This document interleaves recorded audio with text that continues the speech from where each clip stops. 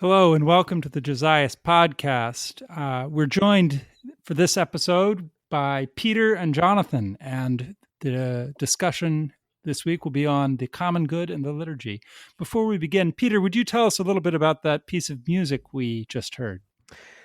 Yes, that is the Sanctus from my Missa Honorificentia Populi Nostri, which was commissioned by an Austrian in the year 2017 in honor of Our Lady Help of Christians, the patroness of Innsbruck.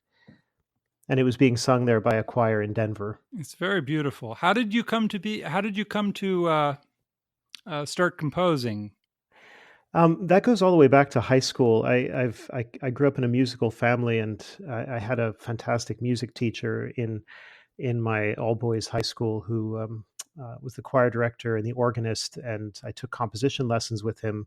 Started to compose probably around the age of 17, and then I just kept at it ever since then. I can't do it all the time, obviously, because that's not my main job, but I do keep it up.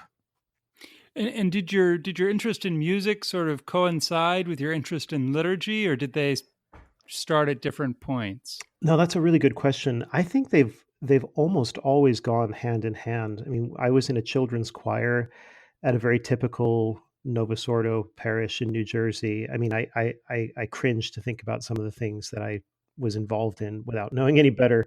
But I was in the children's choir, and then in high school I was in a boys' schola. We sang everything from Gregorian chant to the Beach Boys, um, and kind of a glee club sort of thing. And then when I was in college at Thomas Aquinas College, I joined the Schola, which was at the time quite a large ensemble. I want to say about 12 guys who met every week and sang every Sunday all the propers of the Mass and sometimes the ordinary of the Mass as well. So I think that every Was step. that was Gregorian chant, right? Yes, yeah, definitely.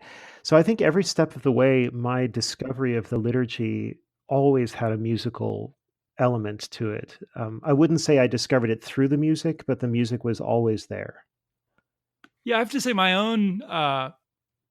my first experience. Well, that's not strictly true.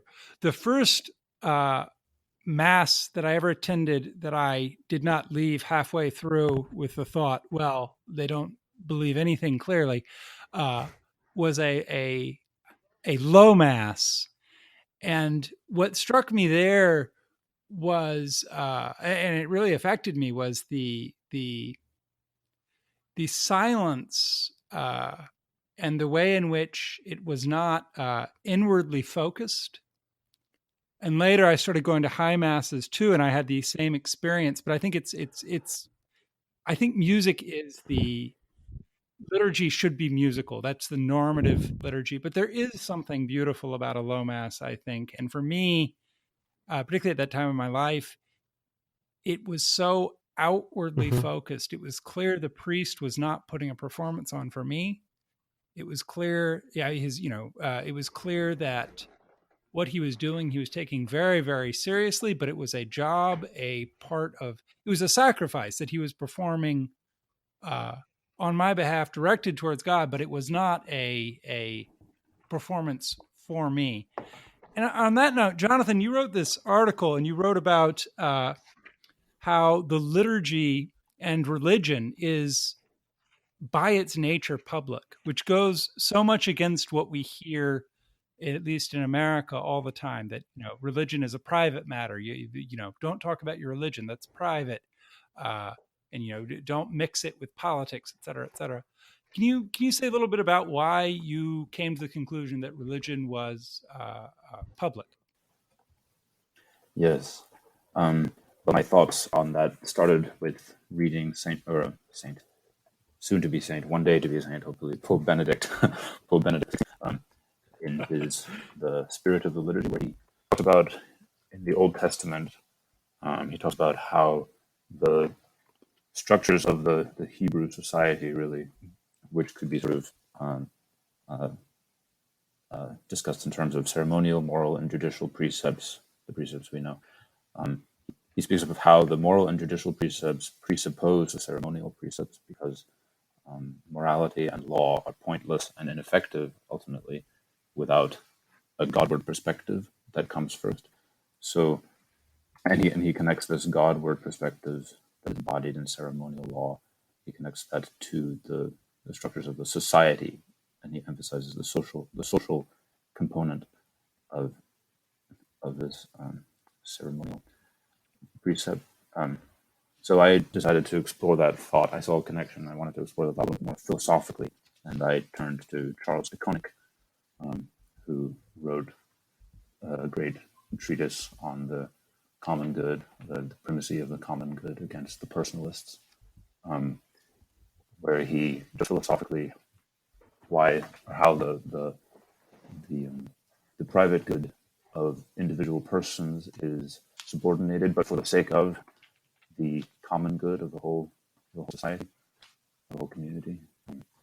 And that flipped around a lot of my understanding of the relationship between politics and ethics. I had sort of often heard of people speaking of politics as a sub-science of ethics, or sort of subordinating the public aspect to the aspect of individual ethics and individual ends. But de Koninck kind of showed me how it's actually the other way around. If you look in the tradition of St. Thomas and Aristotle and Plato, so the common good is prior to the individual good, and the dignity of the individual actually consists not merely in sticking to his own individual good and keeping to himself. That's sort of the personalist or liberal individualist sense of autonomy. Rather, the dignity of the individual consists in transcending his own individual good and devoting himself to the common good for its own sake. And so, well, just to focus it a little bit, and what is it that what made you tie the common good then, if that is the end of man, a good that can be shared, not an individual private good? What made you tie that specifically with that being a religious act, sort of its nature? Right. So I think this is implicit in Aristotle, even if Aristotle doesn't make the connection explicit, but it's certainly implicit that, well, what he does make explicit is that the way in which the individual, the activity by which the individual sort of attains the common good is contemplation, an act of the virtue of wisdom, the highest virtue, and so contemplation is the highest act, and that consists primarily in contemplation of the highest good, the first cause, the first principle of all things. Yeah, I thought that was really brilliant. Because through that you show that that human beings only are really fully human when they are worshiping the true God. That they're attaining to, the end for which they were made. So their nature as human beings, and that Ratzinger, the beginning of the Spirit of the Liturgy, there, he talks about precisely about that aspect. That if a law that denies the worship of the true God denies what is highest in human beings, and so it becomes kind of inhuman. Yes, actually, a really strong support of that, if I might add this, is what St. Thomas argues in the Prima Pars, question 93, about the image of God in man. And he has this magnificent vista of articles where he starts with, what is this image? Does it consist in the soul, the rational soul? Yes, it does. Does it consist in the exercise, the having of the faculties of intellect and will? Yes, it does. Does it consist in the exercise of those? Even more so. What about the exercise of them towards God? Yes, that's where it is the most. And then the culmination is when we're actually thinking and willing God in the beatific vision. That is when we are most to his image and likeness. And so in that way, this idea of heavenly worship and adoration as man's final end is connected with his very rational nature by St. Thomas, right? That's what makes us in the image and likeness of God. And I think that's a profoundly anti-liberalistic insight, because it shows that the whole reason why we have intellect and will to begin with is to worship God and to see him face to face. There's no other purpose why we have them. Yeah. Ultimately. Yeah. I think you see that manifested externally in human culture. If you look at at our own liberal culture, or at really existing socialism in Eastern Europe, the buildings that people build when God is denied, they're terribly ugly. There's this sort of spiritual darkness. If you look at the parts of Bucharest that were built under Ceausescu, for example, it's horrible. Yeah. I think it was helpful. Yeah. It was helpful that this question from St. Thomas stresses ultimately the exercise of the faculties of nature, the activity. Largely what I was thinking in connecting the common good to the activity of the liturgy, which is a very practical, concrete kind of activity. The common good is sometimes also described as order, kind of a hierarchical order, or among all the diverse natures in creation and all the diverse states in life within a given society. And those states in life are characterized, they express themselves, or they perfect themselves by their activities. So it's very fitting that the common good is actually also kind of incarnated in a very concrete form. It's not so vague. Oh, I have knowledge. It's incarnated in a very concrete activity, which is ultimately, I think, ritualistic, liturgical. Yes, I've always been struck by if a passage in Sacrosanctum Concilium, which of course I know is a document with many difficulties in it, many problems, but it does, at the very beginning of it, it kind of outlines a vision of the liturgy, which goes very well with what you're saying, Jonathan. Let me just read this passage here. It says, this is paragraph 2. It is through the liturgy especially that the faithful are enabled to express in their lives and manifest to others the mystery of Christ and the real nature of the true church. The church is essentially both human and divine, visible but endowed with invisible realities, zealous in action and dedicated to contemplation, present in the world but as a pilgrim, so constituted that in her the human is directed toward and subordinated to the divine, the visible to the invisible, action to contemplation, and this present world to the city yet to come, the object of our quest. Yeah, no, it's really remarkable text. Yeah, magnificent. Very remarkable. So let me push the point in this way to sort of bring up an objection. Thomas often says that contemplation is solitary, and we can see this. If you're thinking about something, you're thinking about it. You're not doing it with someone else. It's not like even you can work with other people, but when you're contemplating, you yourself are contemplating alone. How does that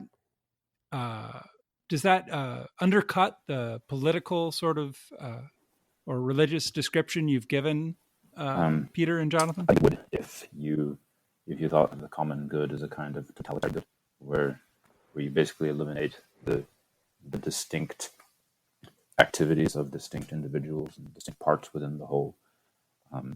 So when you speak of a common life of a community and a common activity, you really mean an activity that's composed of many different kinds of activities. So you have, and there's a hierarchy among them. So you have in society, you have your servile artists who make shoes, and they do that kind of separately from the people who wear the shoes and walk around.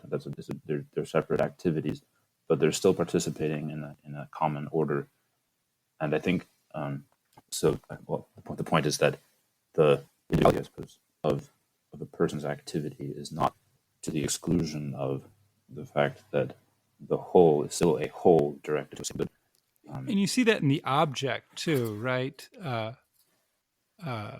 the Right. object of contemplation, of the highest contemplation, is God, and he is precisely why it's a common good. So even if there was only one person in heaven, God would still be. De Koninck stresses this. I think God would still be a common good. It would still be something that was of its nature shareable. Right. I think that's true. I mean, the fact is, I mean, maybe it's not just a fact, but I always think back to St. Thomas's description. He gets most elaborate, I think, in the Summa Contra Gentiles, where he talks about the diversity in creation. It's ultimately all in its very diversity, in the distinction and individuality of the parts. It's all an expression of God, but also directed back to God as its final cause, its object.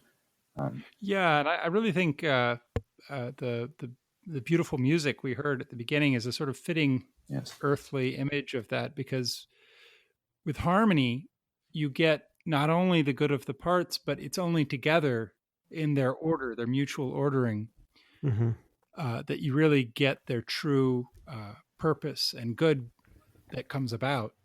So there's something beautiful about the idea of a choir which has to act together and which, through the order of its parts, brings about its greatest good.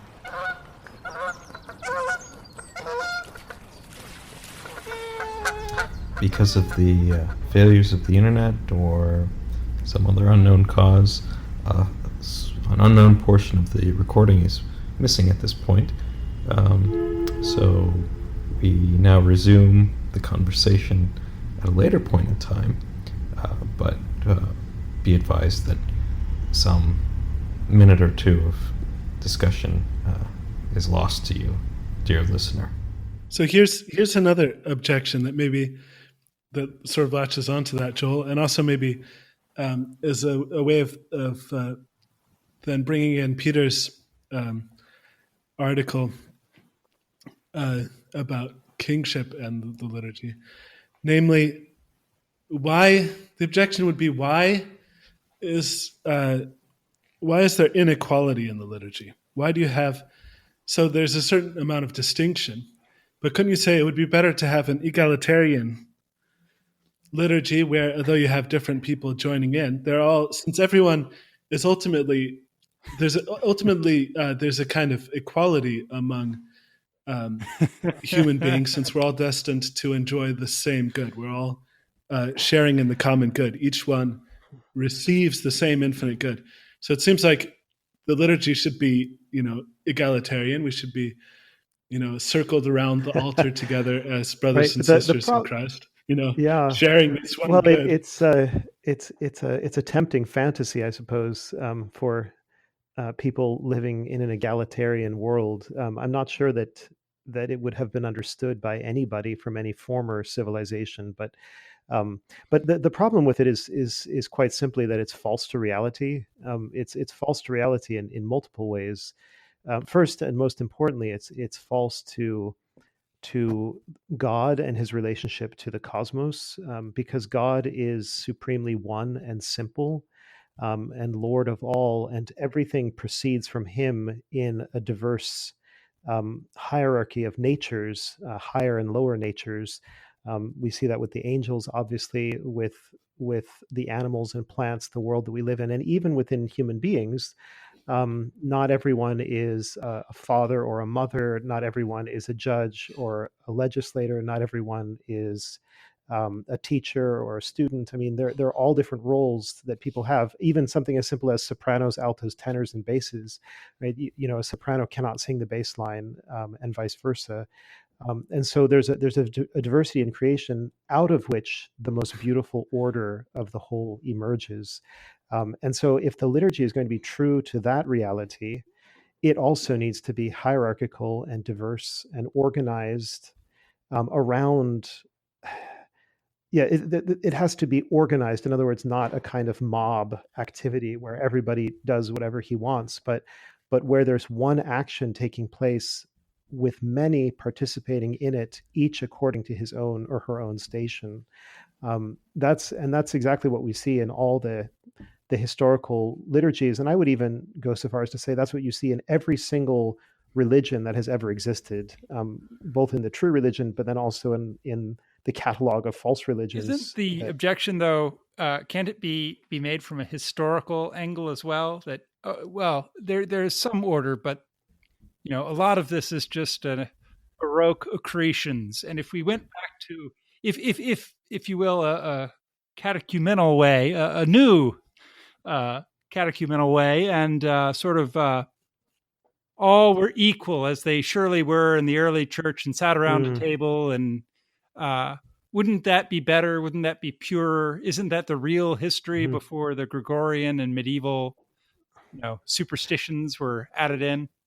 Sure. I mean, there are some people without any scholarly credentials who might argue that way, but you can't actually sustain it as a serious interpretation of the history of Christian worship. But maybe more to the point,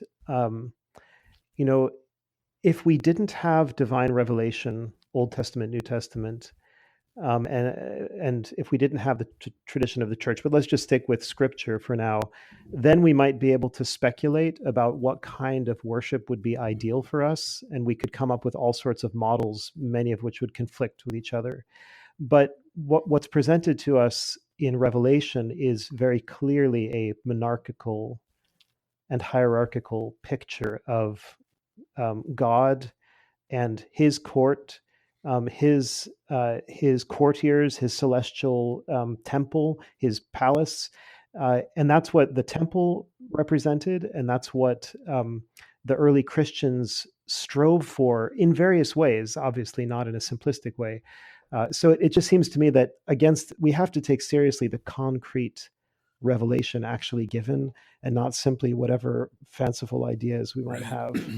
Maybe you can say something about the role of the priest in this, or the bishop in the most perfect form of the liturgy. I remember when you wrote that article, which we'll link at the New Liturgical Movement about this. Someone in the comments objected to, in the Roman Rite, in its older form, the kind of exaggerated veneration that's paid to the celebrating pontiff, all these bows to him and kissing his hands and so on, and all these things. Why do you think that makes sense? Shouldn't all the honor be paid to God and not to, some bishop? Yeah, I think it's fascinating to me how often these questions come back to whether we understand the principle of symbolism, of liturgical symbolism, or not. And that really is connected with whether we understand the sacramental principle, which is connected to the incarnation. So it all goes back to the word becoming flesh. When the apostles and disciples and others paid homage to Christ, when they fell before him in worship, it could have looked to an observer as if they're just paying this homage to a mere man. Why are they doing that? Shouldn't God alone be worshipped? But in Christ, that's exactly what they were doing. They were worshiping God made man. And so in the liturgy as well, when we venerate the priest or the bishop, right, it's obvious that he's standing in for Christ. And it seems to me that no sane person really has any difficulty seeing that.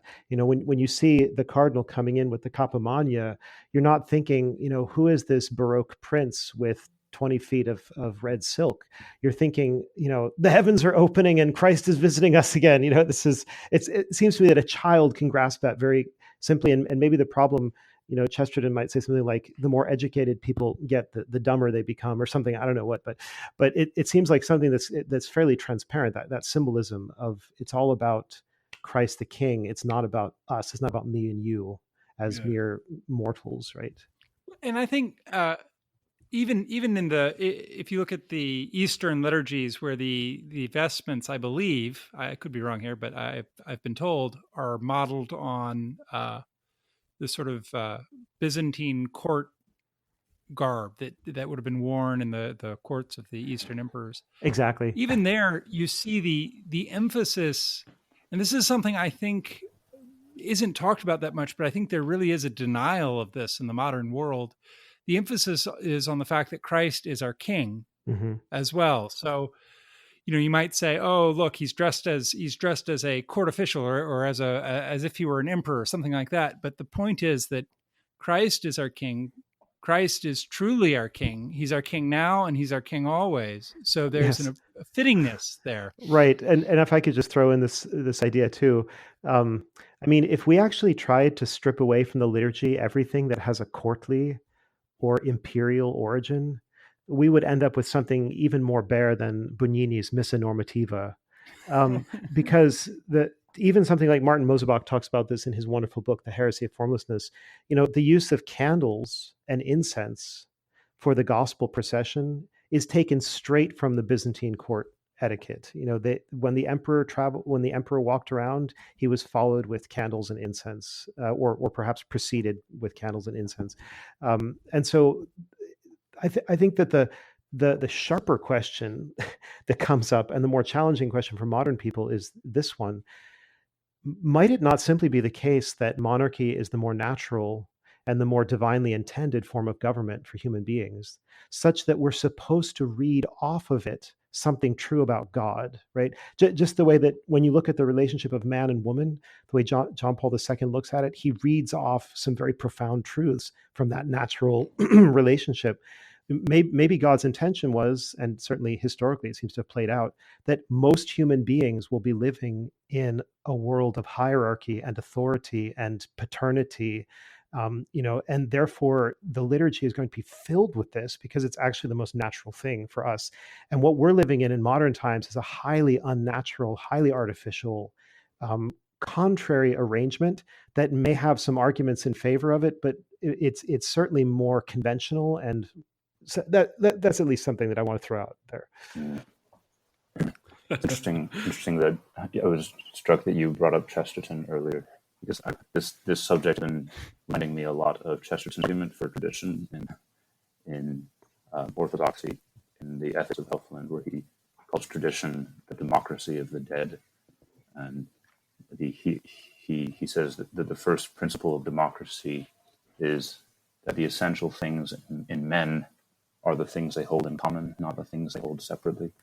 And it seems like, well, I've wondered a little bit about the argument that he presents there, which he presents as sort of an argument from the common good, but it's almost a common good argument for a kind of sense of, well, tradition as democracy. I wondered. Right. So on that point, on the democracy point, maybe we could explore this just for a moment. The nowadays, as I think Potter has pointed out, everybody, even despots who are transparently not Democrats, tries to justify power democratically. I mean, I think even in North Korea they have elections, right? Miraculously, always everyone votes the same way. It's amazing.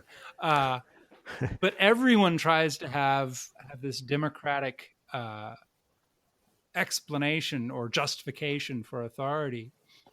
Whereas I think the Catholic teaching and the truth is that authority does not come from the people, it comes from God, as St. Paul taught. What is it about democracy that's so captured the imagination of moderns, and is it true? And if it's have things changed? Have we developed? Does doctrine need to develop here? Do we need to say, well, once upon a time the liturgy represented kingship, but now that was in our infancy. Now modern man, something dignity, something egalitarian worship. Well, let me defend democracy a little bit. I think you can.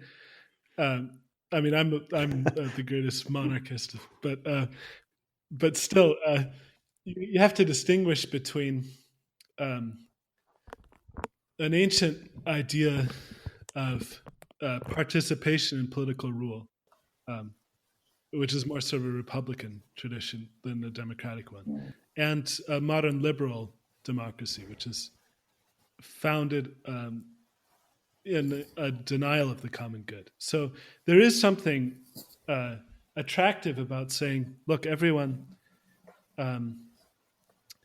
is to share in the common good, Right.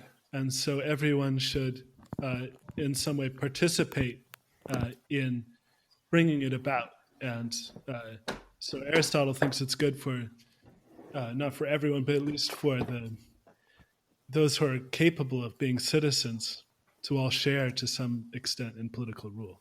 That I think is natural. And so St. Thomas will say the most natural form of government is a mixed form of government where you have a monarchical principle that represents authority and all these things we've been saying, hierarchy, you have an aristocratic principle and so on. But you also have a democratic element so that many participate. It's fascinating as you describe that. It just occurred to me that the way in which active participation has been understood in the liturgical reform, you can see this from the 1940s all the way onwards as a kind of getting everyone involved as much as possible, especially with external actions, really corresponds to a democratic mentality or structure. And like, you want everybody to vote, right? You all have to vote, right? Whereas something like the interior participation that so many of us experience when we attend a low mass or a high mass, where we're kneeling in the pews and we're looking at a splendid ceremony taking place with a priest and perhaps a deacon and the servers, and there's this kind of, let's call it Carolingian court drama, right? As some people call it. This is unfolding in front of our eyes, and we're giving ourselves to it, mind and heart. We just, it's actually, we are praying because of what we're seeing, and because we're actually participating in it as well. But much more the way that I imagine, an Israelite participated in the government of King David. I mean, he didn't really have anything to say about it. It just happened. David did his wars, and maybe this man, fought sometimes. Maybe he just stayed at home with his crops, but there was a real participation of the citizen in the monarchical and temple-centered regime. But it wasn't this active participation that democratic society makes us expect. Your right? Point on voting reminded me of something that a friend of the Josias, Adrian Vermeulen, likes to talk about, which is and it ties into Jonathan's point as well, which is that it's not as if in this modern society there's no liturgies anymore as people cease going to church. It's just that the liturgies have shifted, and they're still public liturgies. They're just, and they're still symbolic and all those things that you can make all these parallels. And I wonder what some of those modern liturgies might be. And I think voting is actually one of them, because if you vote in a presidential election, you're hardly affecting anything. But people make it into this hugely important thing as if it's the, if you don't vote, you can't criticize, which never made any sense to me at all. Maybe we could talk a little bit about that. I saw this incredible article that I highly recommend if you haven't seen it already. It's called The Sacralization of the Profane and the Profanation of the Sacred by Pater Karl Wallner. Oh, yeah. And he gave it as a lecture in German, and it was then translated on a website called Canticum Salomonis. But basically, I mean, he has a long section in there where he talks about modern athletics and these huge sporting events, right? And the way that people throw themselves body and soul into their team and into chanting for them, and it's a quasi-religious experience, and people will come to fist fights over this. I mean, it's there's clearly a passionate dedication of a political nature going on there, which has all the markings of a secular religion. Unbelievable this.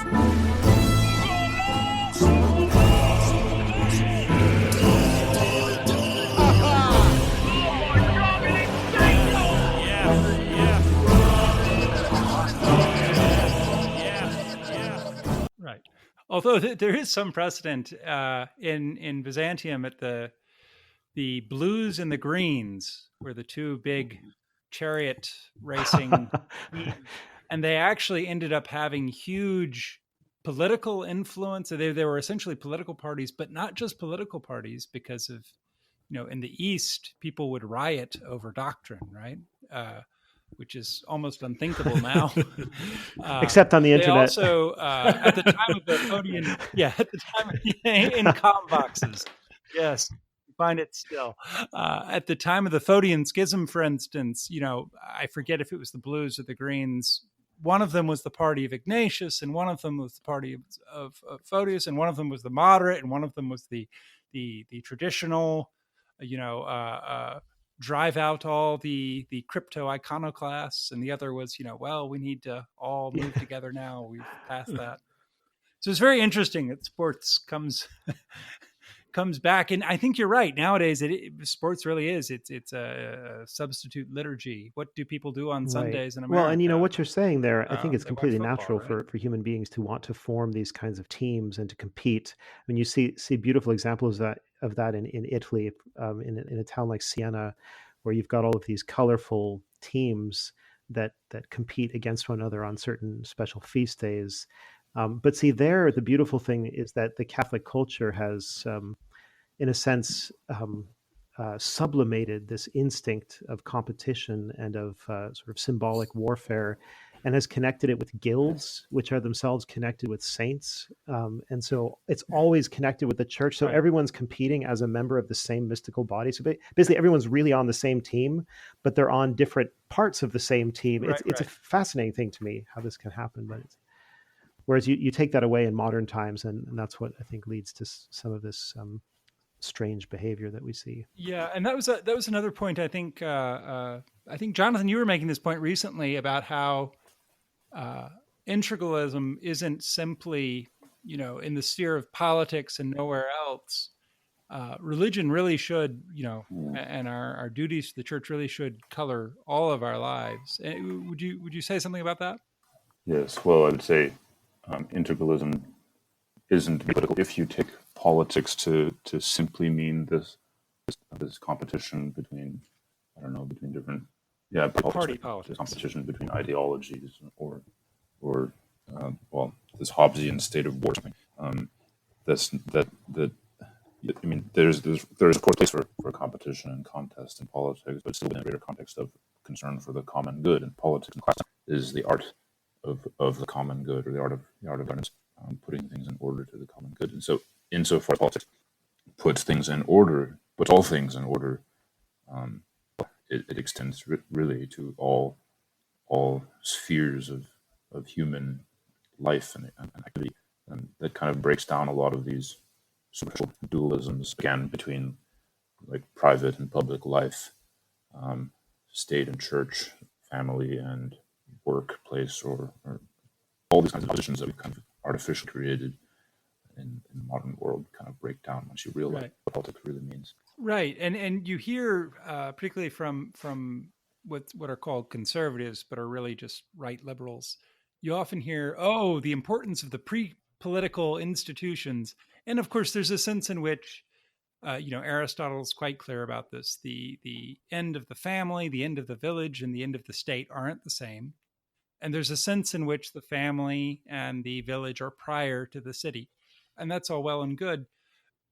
But they end up meaning it in this way of like, once you have the state, these things are still prior, as in more important. And they have to be shielded from any contact with the city so that we have our families. It's a very American idea. I'll go out to my compound in Montana and not have the government meddling with my business anymore. Right. I think there's still room in an Aristotelian political philosophy for, putting constraints upon how much government officials can interfere with, family life or the life of the village or whatnot. But that's not because those things aren't political. It's because within a political order, you have different, as we said, different stations, different kinds of activities that have their own proper spheres, but they're still all part of the same order. Right, exactly. If we go back to Ratzinger for a moment, whom you began with, Jonathan, there you have a recognition of the necessity of the worship of the true God for true political life. But Ratzinger ends up, if you read what he writes more directly about politics, in a kind of modified liberal position where he says, he uses the Buckenferde dictum, the liberal democracies depend on certain Grundlagen, certain foundations that they can't give themselves. So you need to have a Christian people for a functioning political order, he says, but there shouldn't be any, as it were, official. The influence should all be sort of indirect through the consciences of the individual people who are both Christians and politicians or citizens. But you shouldn't have any kind of direct juridical relationship between the spiritual and the temporal power. This position, of course, ultimately is incoherent for a couple of reasons. I mean, one reason is that if you happen to have a society in which many statesmen were Catholic and were serious Catholics, they would naturally bring their religion to bear on their moral reasoning and on their political actions and judgments. And so it would be inevitable that a Catholic culture would grow up in the very midst of Parliament, in the very midst of the state operations. And so it would be completely artificial for those people to pretend, kind of wink, wink, nudge, nudge, that they weren't acting as Catholics. But I think that the deeper reason is that, as Pius XII teaches, the Church is the authorized interpreter of the natural law. And if rulers are supposed to rule according to the natural law through the right use of human reason, they have to look to the Church for guidance about especially in more difficult matters like bioethical matters. Perhaps, anyway. So it seems to me that you can't ultimately sustain this idea of, you have a bunch of people who happen to be Catholics or Christians, and they happen to act according to that worldview in their strictly secular and neutral political environment. That just doesn't compute. Yeah, I totally agree. And it seems to me this brings up an interesting question about kind of a reciprocal relation, sort of a two-way street of influence between liturgy and politics. And this was I did an article on this, politics and the liturgical movement. It's not only the case that the liturgy will have an influence on political life, but there's also an influence in the other direction, that if there's something corrupt about the way politics is set up, that will end up having a negative influence on the Church and even on the Holy of Holies in the Church, the sacred liturgy. So if you have a political life that's cut off from, that's sort of isolated in this liberal secular way, that will end up distorting the liturgy. Yeah, absolutely. I mean, you see that a lot in the American context with, I can't tell you how many times I've encountered the attitude of, well, we don't care what the Vatican just said in Redemptionis Sacramentum or some other document. This is the way we've always done it. This is the way we do it locally. This is this is what makes our people happy or what they expect or whatever. So you have this that attitude about, I've got my pickup truck and my guns, on my ranch. And, we're just going to kind of rule ourselves, almost like the Cyclops, that just kind of, and that happens a lot in this radical liturgical pluralism, where people are sort of making it up as they go along, So yeah, that's definitely one way you can see what the point you were making. We've always done it this way, where always starts at about 1968, 1969. Right. Yeah. In my piece, I looked at how the liturgical movement developed and tried to see the connections there to developments in political life. So you have, in the early phase of the liturgical movement, you have a kind of a reaction against what's seen as an individualistic piety, subjective piety, pius pars calls it in one very polemical. Pius Parschi was a big figure in the liturgical movement here in Austria. And he wrote a very polemical essay called Objective and Subjective Piety. And there he attacks what he sees as the 19th century's kind of sentimental and subjective piety, where the liturgical action is just sort of something that happens, but all the emphasis is on individual devotions. So you have people, reading meditative books or praying the rosary or whatever while Mass is going on. And the Mass is just sort of something that's happening, but the real spiritual life is going on in these individual devotions. And Parsh says, no, you want people to really participate in the objective action of Christ in the liturgy. That's what's important, is what's objectively happening through the sacraments, and not these subjective devotions. And in Parsh and in other figures in the liturgical movement before the Second World War, you have a huge amount of emphasis on the corporate nature of the liturgy, and you have some interesting then parallels with what's going on between the world wars. You have these political reactions against 19th century individualism. You have these authoritarian and totalitarian regimes going up all over Europe. And that comes to be reflected more and more in the liturgical movement. So at one point, Ildefons Herwegen, the abbot of Maria Lach, even says, what fascism is in the political realm, the liturgical movement is in the religious realm. And you have these huge churches by architects like Dominikus Böhm in Germany, where you have sort of this monumental church architecture that is very similar to sort of the fascist monumentalism that Mussolini and Hitler were putting up. But then, of course, what happens after World War II in the political realm is a swing of the pendulum in the opposite direction. You have this great reaction against totalitarianism. But what replaces it is not a real understanding of the common good, but instead it's a kind of new individualism. And you get kind of this atmosphere of the 60s with this sort of egalitarian fraternalism and so on. And that then becomes reflected in what the liturgical thinkers are thinking after World War II. You switch from this pre-World War II emphasis in people like Pius Parschi and Ildefons Herwegen on the objective, and on a lot of emphasis actually on Christ the King. If you read Pius Parschi's magazine, Bibel und Liturgie, there are lots of depictions of Christ the King in there.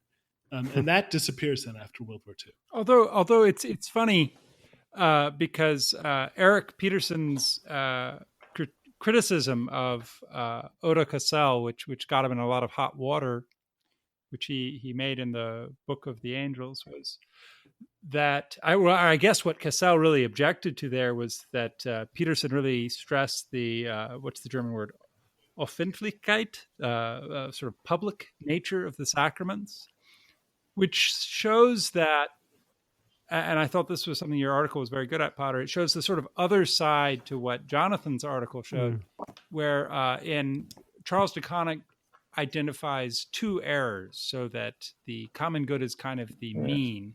On the one side, you have personalism, but on the other side, you can fall into totalitarianism, where the state is seen as sort of a substance itself, and the personal goods, the good of the individual, is subordinated to and sacrificed to this other good, which is distinctly other than theirs, which is the good of the state.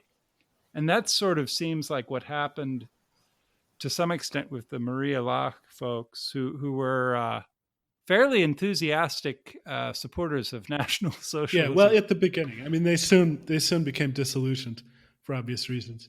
As it became they backpedaled. Yeah. There's some question about how much and how vocally and when. But there are two very interesting But reactions to Maria Lach's embrace of National Socialism. The one is Dietrich von Hildebrand, who was actually present at the conference where Herwegen said, the liturgical movement is religious fascism. And the other interesting one is Romano Guardini. Hildebrand sort of objects from a personalist point of view, obviously. But Guardini ends up breaking with Maria Lach over this in part, although they had published this in the liturgical movement basically began in France, but in Germany, what kicked it off in Germany was a little book by Romano Guardini called The Spirit of the Liturgy. And that was published by Maria Lach with a foreword by Ildefonso Herwegen. And I think it's the second chapter in that is on liturgical Gemeinschaft, on liturgical community, is absolutely brilliant. It's really, without adverting to the same sort of circle of text that de Koninck adverts to, it gives basically that teaching of the proper understanding of the common good as the mean between totalitarianism and individualism, and shows how that's really present in the Roman liturgy itself, not just in theory, but in the actual texts and gestures and ceremonies of the Roman liturgy. Brilliant chapter, but Herwegen doesn't seem to have understood that chapter. I have to say that, I mean, these questions are so interesting to me because what you do find with some of the earlier authors, as you mentioned, Parsh and Guardini, and there are other liturgical movement authors too, you find them looking down on private devotions with favoring an almost impersonal and cold public liturgy, right? Everything has to be objective. And you can see that in the artwork, as you said. Right. There's a kind of chilliness to the objectivity. It almost becomes like a scientific objectivity. But today, of course, in a kind of reaction perhaps against that, the public liturgy has been turned into a collective private devotion, right? The group expressing itself democratically and emotionally. And so you have this weird inversion where the very problem that was pointed out by the liturgical movement has migrated to the very central, the very center of the church, so that the public liturgy is the collective private devotion.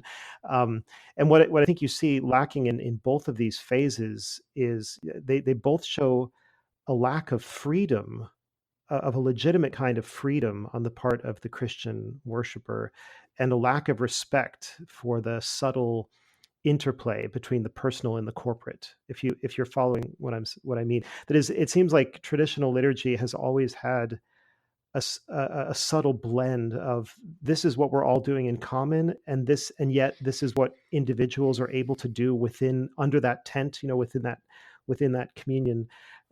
There's always been a certain amount of freedom of posture, and people can be kneeling or standing or walking around, and it's not so regimented and so scripted as it ends up being on these two contrasting models where everybody has to do the same thing, and you're not allowed to have any other thoughts or feelings or practices. Can you hear me? Hello, Peter. We seem to have lost Peter. He may still be recording, and we just can't hear him. It's interesting that what he was saying there about the disdain for private devotions that you find in a lot of the figures of the liturgical movement. Actually, one of the key moments in the break between Guardini and Maria Lach was Guardini published a pamphlet on the Stations of the Cross and sort of defending the Stations of the Cross against this disdain from liturgists. And Abbot Herwegen completely exploded at this. It's impossible, this retrograde defense of kitsch popular devotion. That's funny because Peterson, to the spirit of the liturgy. Peterson does a sort of similar thing. Erik Peterson does when he talks about how what he does is he sort of breaks down in a sense the somewhat facile public-private devotion. And I think there is a difference, obviously, but he shows how venerating the crucifix or the crucifixion supposedly private devotion was historically accompanied by things like, public processions and things like that. And so you don't end up having such a thing as a private religion, because all religion as such is joining a community. You become a member of a community. And so even the most private prayers will end up having a public character in some way or another. And I just found that a very interesting, I think true insight. Although I also think there is some truth in the idea that private devotionalism, overtaking, say, the public, say, recitation of the office, is a problem. Okay, hold on. Should we? I can hear you, Jonathan, but I can't hear Peter. I can't hear Jonathan. I can hear you, Potter. Okay, maybe we should just wrap it up then. All right, yeah, this is a good time to wrap it up. This was so much fun talking to you all, and I think there's so much truth in saying that liturgy is an essential part of what man must do and how man is as a political animal, and has a deep connection to the common good. Not least because what is at the heart of the liturgy, the Mass, is the sacrifice that Christ made for all of us and on all of our behalves. Thank you guys so much for joining us, and look forward to next episode with you, Potter. Good to be back. Thank you, Joel. Sorry about the technical difficulties. Yeah, well, it wouldn't be a Josias podcast without some technical difficulties, so...